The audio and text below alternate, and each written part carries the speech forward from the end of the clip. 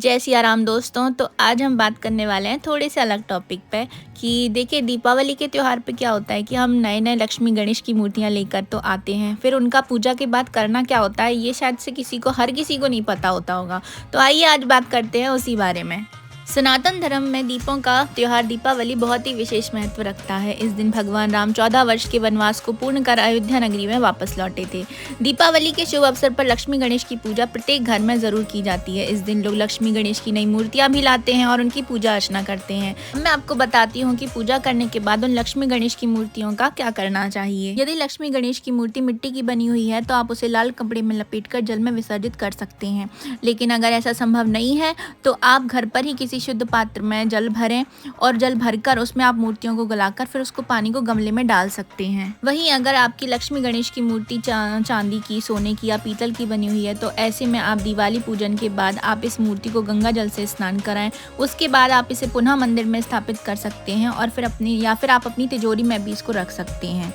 कई लोग क्या करते हैं कि लक्ष्मी गणेश पूजन के बाद मूर्तियों को पेड़ के नीचे रख देते हैं, लेकिन ऐसा करना बिल्कुल भी सही नहीं है। इससे लक्ष्मी गणेश जी नाराज हो सकते हैं और ऐसा करने से आपको काफ़ी तरीके की समस्याओं का सामना भी करना पड़ सकता है।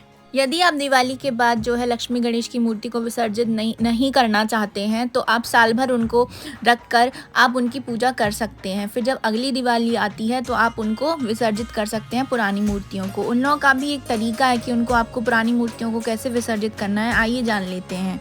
दिवाली पर हर घर में पूजा स्थल पर नई लक्ष्मी गणेश की प्रतिमा या तस्वीर दिवाली के दिन स्थापित की जाती है। इसके बाद लक्ष्मी गणेश की पुरानी मूर्ति या प्रतिमा को लोग हटा देते हैं। ऐसे में बहुत से लोग होते हैं जो आलस कर जाते हैं। कई लोगों के घर में पुराने लक्ष्मी गणेश कई दिनों तक रह जाते हैं। वहीं कुछ लोग तो पुरानी प्रतिमा या तस्वीर को पूजा स्थल से हटाकर कहीं पर भी रख देते हैं, पर ऐसा नहीं करना चाहिए। इससे माता लक्ष्मी नाराज हो जाती है और पूजा का आपको पूरा फल भी नहीं मिलता है। जिन लक्ष्मी गणेश की प्रतिमा की पूजा हम साल भर करते हैं उनकी जगह हम नए लक्ष्मी गणेश आने पर उनका अनादर नहीं करना चाहिए। ऐसे में हमको पाप पड़ता है और पुण्य फल का नष्ट भी हो जाते हैं। दिवाली के अगले दिन ही प्रतिमा का विसर्जन कर देना चाहिए। यदि दिवाली के आप अगले दिन रविवार या मंगलवार पड़े तो आप उसके अगले दिन प्रतिमाओं का विसर्जन करें, क्योंकि मंगलवार और रविवार के दिन पर प्रतिमाओं का विसर्जन नहीं करना चाहिए। इस बार जो दिवाली है वो 12 नवंबर को थी, तो अगले दिन 13 नवंबर को सोमवार है। इस दिन सोमावती अमावस्या भी है, जो कि बहुत ही शुभ दिन है।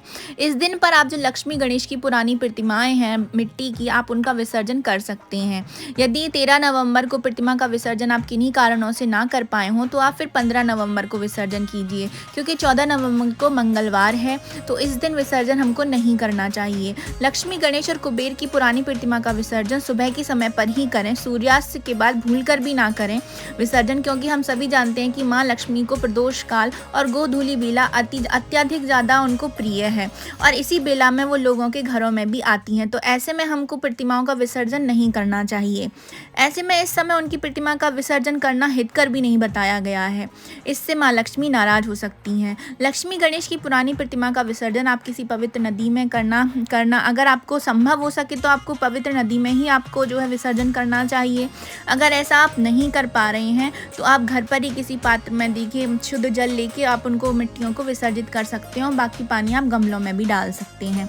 तो ऐसा करने से माता लक्ष्मी और भगवान गणेश की कृपा आप पर हमेशा बनी रहेगी।